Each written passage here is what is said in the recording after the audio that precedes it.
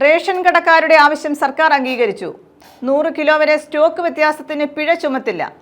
Civil supplies വകുപ്പ് ഇത് സംബന്ധിച്ച് ഉത്തരവിറക്കുന്നതോടെ തീരുമാനം നടപ്പാകും. നിലവിൽ പച്ചരിയും പുഴുക്കലരിയും തമ്മിലുള്ള സ്റ്റോക്ക് വ്യത്യാസം 10 കിലോ ആയാൽ പോലും ഉദ്യോഗസ്ഥർ കടക്കാർക്ക് പിഴ ചുമത്താറുണ്ട്. റേഷൻ പച്ചരിയുടെയും പുഴുക്കലരിയുടെയും സ്റ്റോക്കിൽ 100 കിലോ വരെ വ്യത്യാസം വന്നാൽ ഇനി പിഴ ഈടാക്കില്ല. റേഷൻ കടക്കാരുടെ ഏറെ നാളത്തെ ആവശ്യമാണ് സർക്കാർ അംഗീകരിച്ചത്. സിവിൽ സപ്ലൈസ് വകുപ്പ് ഇത് സംബന്ധിച്ച് ഉത്തരവിറക്കുന്നതോടെ തീരുമാനം നടപ്പാകും. നിലവിൽ പച്ചരിയും പുഴുക്കലരിയും തമ്മിലുള്ള സ്റ്റോക്ക് വ്യത്യാസം 10 കിലോ ആയാൽ പോലും ഉദ്യോഗസ്ഥർ കടക്കാർക്ക് പിഴ ചുമത്താറുണ്ട്. വ്യക്തിവൈരാഗ്യമുള്ള ചില ഉദ്യോഗസ്ഥർ അത് ദുരുപയോഗം ചെയ്തിരുന്നു. ഇതോടെയാണ് പുനഃപരിശോധന വേണമെന്ന് റേഷൻ വ്യാപാരികൾ ശക്തമായി ആവശ്യപ്പെട്ടത്. പച്ചരിയാണ് കുറവെങ്കിൽ പുഴുക്കലരി കൂടുതലുണ്ടാകണം.